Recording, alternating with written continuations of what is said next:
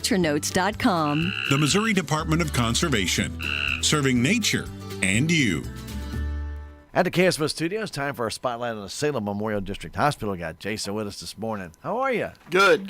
Doing well. All right, very good. And you say it's starting to pick up a little bit in the emergency department with the flu strains. Starting to, just a little bit, you bet. Let's watch ourselves out there, people. Make sure you wash your hands thoroughly. Let's do what you got to do. Watch out going to places. If you're not feeling well, don't go out and spread it, please. Stay at home and, take the day and just knock it back a little bit. But, it's that time of year. People want to get out. The weather changes. It bounces all over the place. You got to get out and got to do this. And unfortunately, a lot of times that spreads a little bit of the flu. But, we're not here to talk about the flu, but we do know it can be spread a number of different ways. Last time we talked with Kathy, we were talking about going to the grocery store, and people will pick up a can of food and put it back. Well, the next person comes by, picks it up, ends up rubbing their eyes. Next thing you know, 3 days later, they're coming down with symptoms. And it can be that easy. Sure, absolutely. Yeah, it's an airborne droplet type thing, so cough, sneeze, breathing, all kinds of cough things. in your hand, then Absolutely. you go grab a can. That's just probably not the best thing. So that's why I tell you to cough in your arm, and put it onto your clothing, but doesn't always happen that way. So just watch out. Watch out for those symptoms. And again, if you do need the services, the emergency department, they are there for you.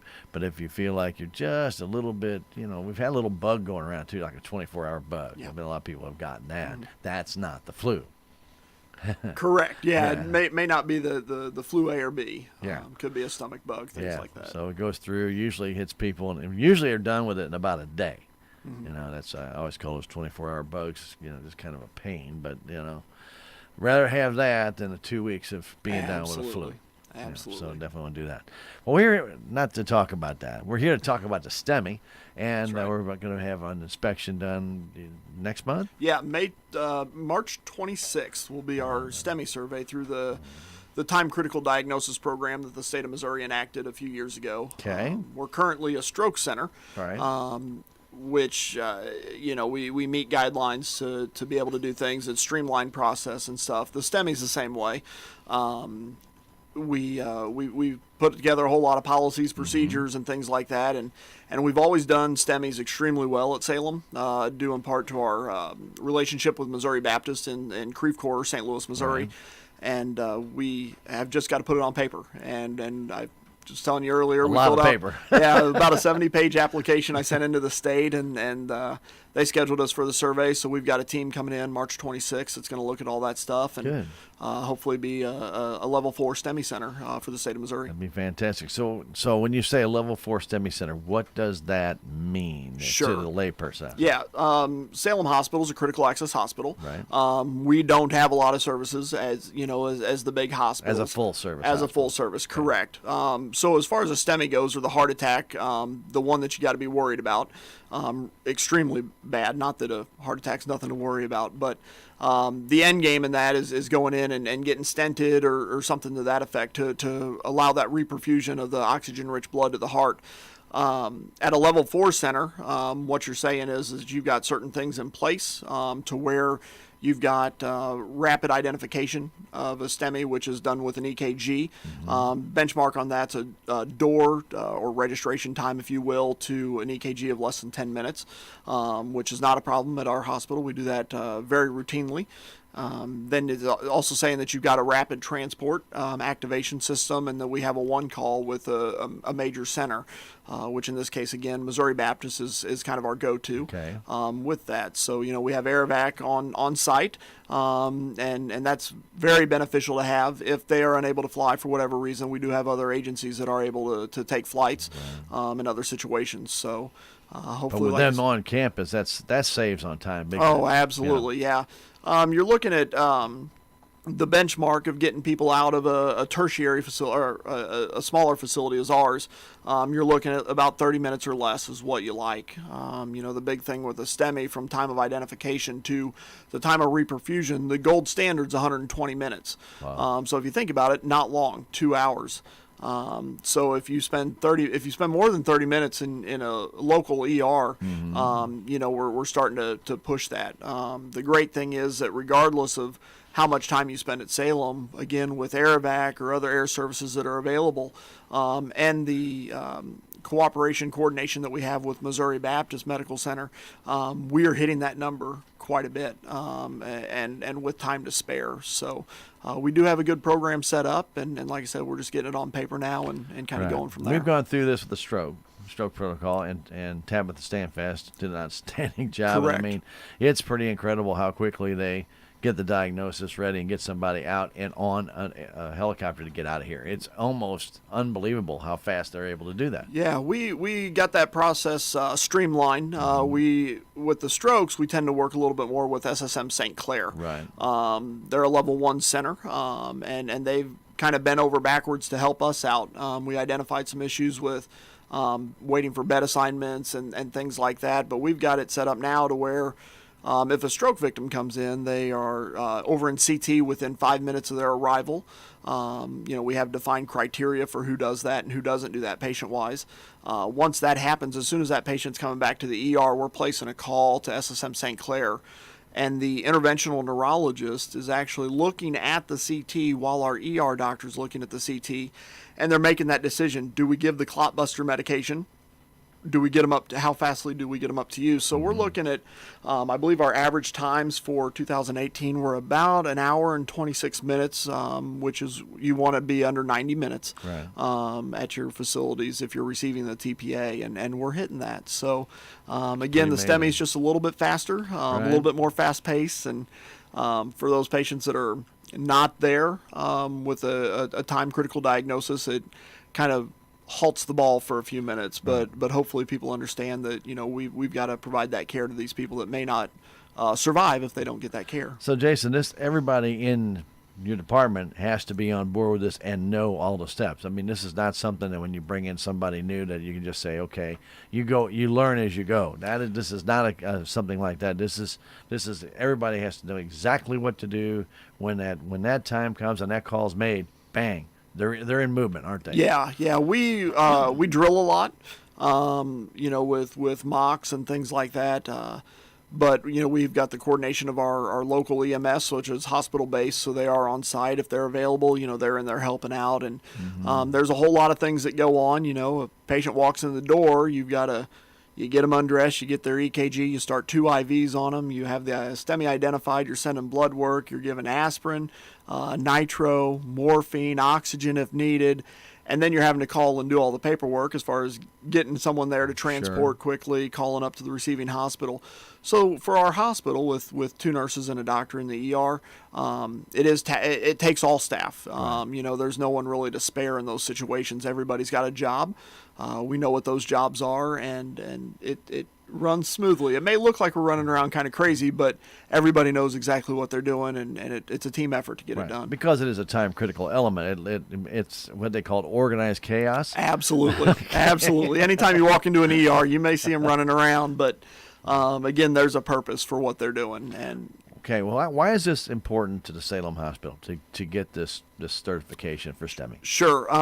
Right now, if you were to call an ambulance because you were having chest pain or something like that, and the ambulance was to show up, and they were to do the EKG and they were to identify that you were having a STEMI, which is just some ST segment elevation on your EKG. Okay. That's just showing that there's active muscle damage to your heart due to a lack of oxygen-rich blood. At this point in time, due to the state regulations and laws that are enacted, the ambulance technically can't come to our hospital. So if they can't fly this patient, they've got to drive to the closest STEMI center. Oh boy. Right now, our STEMI centers that are around us, Texas County is a level 4, and Phelps County is a level Phelps Health, is a level 3 center. So I mean, those ambulances have to bypass us. That's just the law that the state has enacted. And that takes time. And that takes some time. That's 30-minute drive time from the center of town. So, if you're out towards the bunker area or things like that, you are looking at a little bit longer of a drive time, which way over an hour delays your end game. So that's why we're getting this enacted at our hospital. So we can do that. Now, that doesn't say if someone walks in having a heart attack, obviously we don't turn them away. Sure, we don't turn sure. anybody away, but it's a little bit different when EMS is on scene, just due to the laws that are enacted, due to the time critical diagnosis program. So once we are designated with that STEMI, then they can stop here at Salem, Missouri, save time, and then you can be diagnosed much quicker and then be on your way. Absolutely. Again, if weather's usually your only issue, That's always that way. Yeah, if we are a level 4 STEMI center, and EMS picks somebody up and they identify a STEMI, they're still going to fly that patient, weather permitting, Right. just due to the fact of the end game is that intervention. We're there as a backup if someone walks in, or again, if the weather for whatever reason doesn't allow for a helicopter to be flying, then that's where we would come into play. How long has it taken the Salem Hospital to get to where it is right now, to where you could actually even apply for the STEMI? I mean, Well, I started. Yeah, go Yeah, ahead. I took over the ER director role in February. We were a stroke center back in August or September of 15 I was gonna is say when the about 4 years TCD. ago, Yeah, yeah. that's when TCD kind of started in the state. I started the application process March, April, somewhere 2 in there. years? About a year ago. Okay. Yeah, I started about a year ago with all that. And like I said, there's a lot of policies, procedures, things that have to be in place. I sent the application in September-ish, about 76 pages worth of paperwork to the state, and they approved the application and they set up the survey date. So Okay. we had maybe a little bit of a delay with the survey due to the funding of the TCD program, which the governor had cut out at that point in time. That funding is now coming from DHSS, the Department of Health and Senior Services. So that program restarted, if you will, Back on after a track, momentary or what? pause. Okay. So that's the first date that they gave me, and that's the date we're going with. So we're ready to go. So this is not a simple project to just get accomplished where you can say, well, you know what, I think we're going to do this and we'll work toward this goal, because not only do you have to obviously get all your paperwork done, but then that all has to be approved by the hospital board, put into the hospital policies. So it's not just the emergency department, it's hospital-wide, right? Correct. Yeah, once those policies all got written, there's members of administration that I take it to. I take it to the CNO, also Debbie Hines. Casey Lucas signs off. Dr. DeMorlis signs off. Dr. Ford signs off as the TCD medical director. So there's a lot of signing off, and people got to read things and look at them and make sure that we're okay. And some of those policies were rewritten 4 or 5 times, just sure. to get all the verbiage correct and to make sure everything matched up accordingly. And they could be rewritten a little bit more once these people come down. They may see something and say, well, you probably need to tweak that. Absolutely. They the surveyors have the end say in all this. When I originally sent the application, there were a few that they sent back, said, hey, look at this. Maybe change a little bit here, change a little bit there. So hopefully those revisions were done. Those revisions were sent back in. Got the okay for them, if you will. I didn't hear anything else back. Let's put it that way. So those ended up getting updated and changed, and then the final submission was put in. There's a lot that goes into things getting approved to be classified, isn't there? I mean, a lot of things that people will never see. Absolutely. A lot of it's just behind the scenes, making sure, again, that you have those protocols set up, that you have those transfer agreements or arrangements made with bigger hospitals saying, if Salem has this kind of diagnosis, we have no problem accepting it. This is what we have available. And all the TCD centers in Missouri have been through the same process. It's a little bit different survey for a level 1 center versus a level 4 center, just because the level 1 centers have those extra resources, so there's extra things that they have to do and meet requirement-wise other than we do, but they're just as intensive as what we have to put through and go through. Okay, so once you get the destinationthough, it doesn't stop there, because then you're still constantly inspected to make sure you maintain that level or get better, right? Absolutely. The stroke surveys, if I'm remembering off the top of my head, are every 4 years. The STEMI surveys, I believe, are every 3 or 4 years. I'd have to look at my notes again. Got to get there that. first, right? Yeah, I got to get there before you look at anything else. But they'll be back in. They look at your logs. They make sure that you're having your meetings. They're making sure that you're working on process improvements, things that you have recognized that are maybe causing delays, and that you're trying to get better at it always. There's a lot of reporting and things that have to be done to the state, and I've got a team that is very gracious enough to help me do that. So we get all that data entered in also. So the advent of technology and some of the new equipment that Salem Hospital has gotten in the last few years has allowed you to actually be able to do this, because, as you're mentioning, when you're looking at that CT, two people are looking at the same time. If you don't have the equipment to do that, you can't even qualify. Right. Yeah. I mean, some of the stuff that we're getting is top of the line. I mean, they're the CT machine's a brand new one. And I don't know all the radiology lingo that's associated with it. So Bobby, if you're listening, I apologize. But he'll tell you about it. He will. The radiation doses that our CT puts out are half of what is the gold standard. Right. So I mean, we've got these capabilities to do things, and there's capabilities to do other testing at Salem that could, in the end game, save time, as far as the stroke goes, or save time on the intervention side of it, for that. So those are things that we're looking at, and we're constantly looking to improve that program, as well as the STEMI program. Well, it's an amazing thing that we've come this far. I remember in the hospital when I first came here in '84. I mean, it was a very small hospital. It was basically a stopover. If you had a cut, if you had some things to do, that patch you up and get you ready to go somewhere else if you had to go. But the minor little things they could take care of. But it was at that time that, nobody ever thought about this kind of thing. I mean, it just wasn't possible at that time. Now I look at it and think, how important and critical it is, time-wise, that this hospital get these things. And I know when Tabitha came in and talked about this, I'm thinking, you don't, until you have it, or until somebody has it, and you realize how important every second is. Absolutely. You just don't realize, then you realize how important it is, but you don't realize how hard it is to get everybody, to do, at the drop of a note, bang, to be in motion, doing exactly what they need to do to get that patient in, checked out, diagnosed, and on their way in minutes. I mean, literally minutes. Yeah. It's pretty impressive. There's a lot of muscle memory, if you will. It's one of those things you're drilled so much that as soon as you hear, a code STEMI overhead or whatever, exactly your role, and how it should be handled. The ER nurses can run you through the East Central Region protocol without even looking at it. They know exactly what needs to happen at what times. And the end game, again, is one of those things.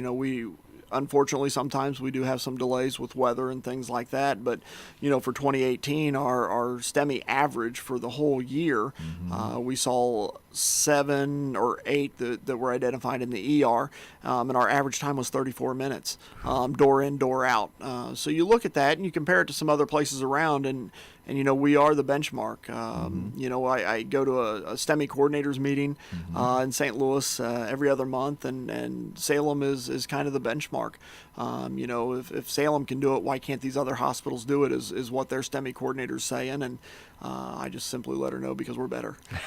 So, that is what it is. You're not going to pat yourself on the back. Yeah, you got to do it every once in a while, so we're doing well. But as we mentioned earlier, everybody has to buy in. And, we talk about family atmosphere, and the staff at Salem Hospital is family. So it's not, sometimes you get these bigger hospitals and you don't even know who's coming in. You don't even know who they are. They've got so many people employed, and this person can't work, so they bring in somebody else not familiar. And it all affects the operation because they're not as familiar as the person who does it every single day, and that's going to be normal. Absolutely. But when you have people like in Salem, it's the same people all the time. Exactly. And it doesn't change, and so that really increases the speed and being where we are. How important getting that speed is, because that extra minute or 2 or 3 makes all the difference. It could make all the difference. Could make all, exactly. Yeah. And it's one of those things, you got to get it done in a certain amount of time.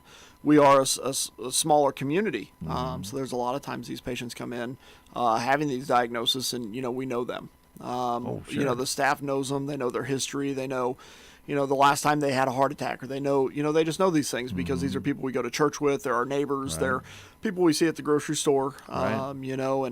And so that saves us, just even that much more time, which is all the importance. And we explain about how critical time is, and we know how big our hospital district is, which it is huge with a lot of Absolutely. county roads that are not quickly accessible. And so because that will take extra time, the less amount of time that can be done once they arrive at the hospital is absolutely critical. Absolutely.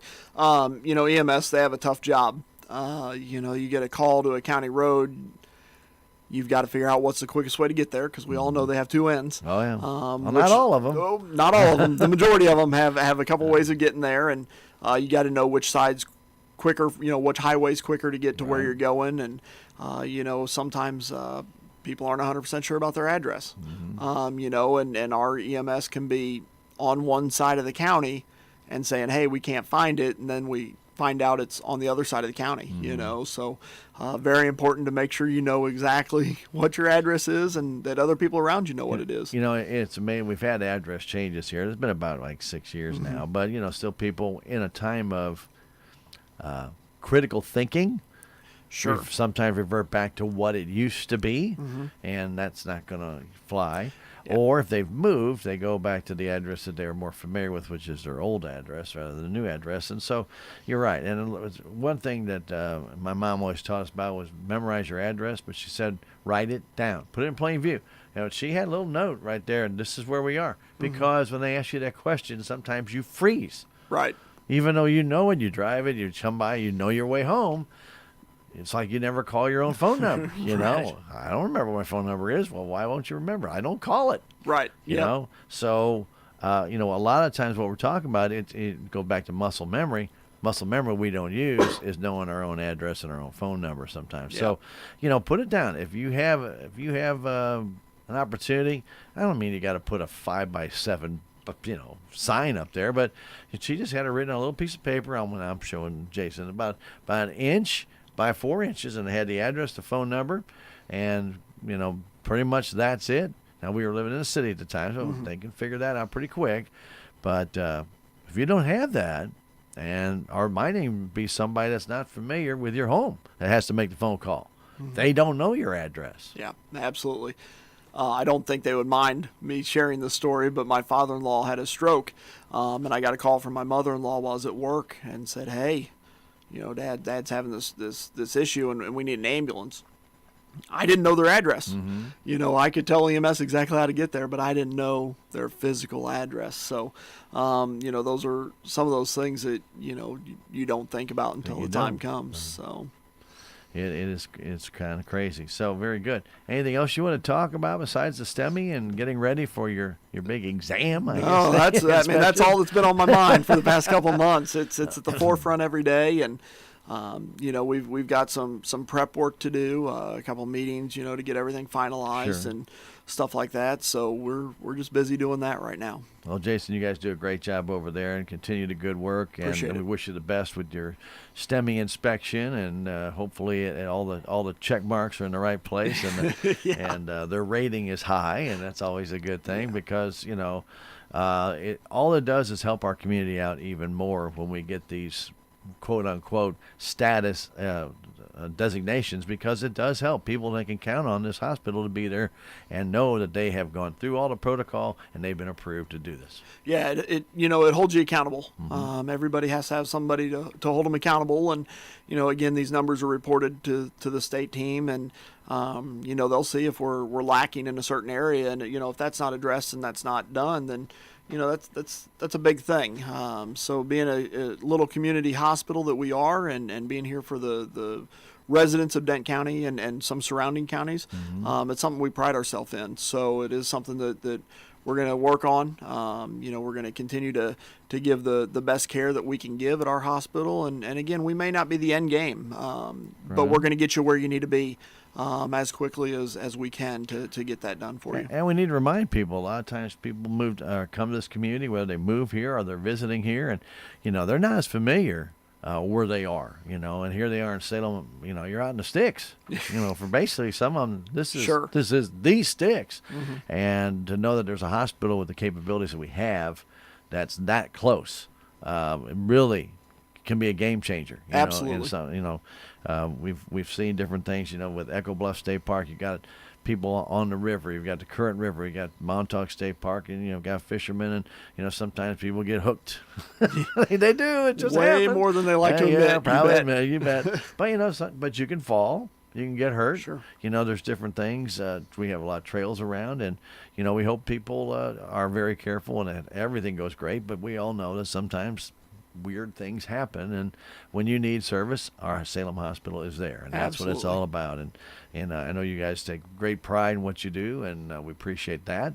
And I really can't say anything bad about when people say, well, I had to wait a little bit of time. But we want to remind everybody in the emergency department, when you go in, if there's somebody having a heart attack, they are going to take precedence over your finger cut.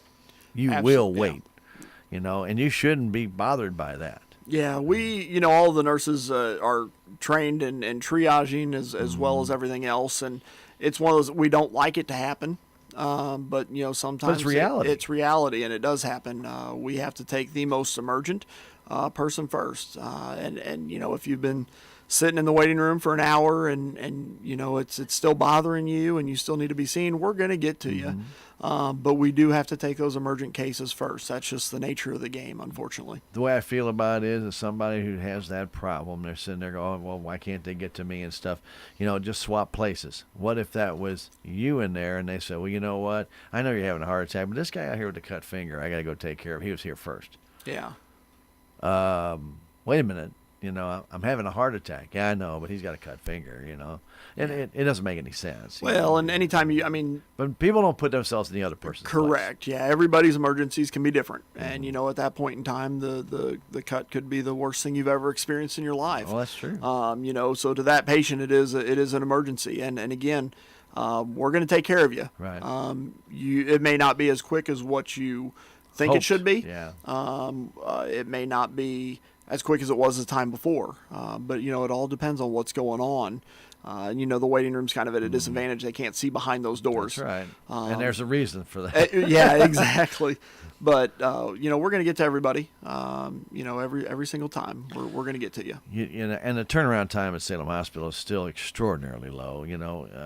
If you don't believe that, just try and go to one of those major hospitals in the city, go in the ER, see how long you wait. Absolutely. I've worked at the big ones in the city when I lived up in St. Louis, and there's some wait times. Oh, yeah. I waited 4 hours. Yeah. It wasn't uncommon that I would leave shift at 7 p.m. and I would come back the next morning at 6:30, and that person might still be in the waiting room. Wow.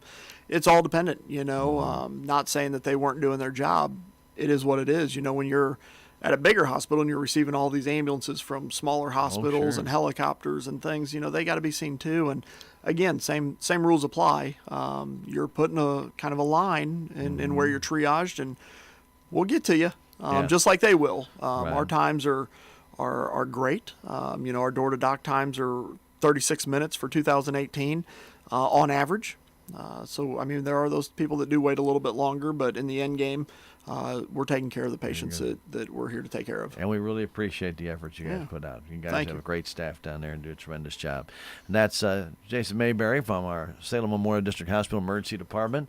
STEMI, we wish you the very best, my friend. Appreciate it. All right, and we wish everybody out there to know that your hospital continues to move forward with a number of different things. We talk about this. This will be another feather in the cap for our hospital, and we look forward to finding out more about it come March. And you probably won't get your results back until probably April or May. Yeah, I'm not sure of the exact timing. I think we kind of have an unofficial closing with the survey team where they'll say, We're pretty sure it's going to happen, but until we get that final certificate, if you will, the timeline on it, again, I would have to look back in my notes, but hopefully within 30 days to 60 days, we would know 100% Hopefully quicker sure. than the application time. Yeah, absolutely. Absolutely.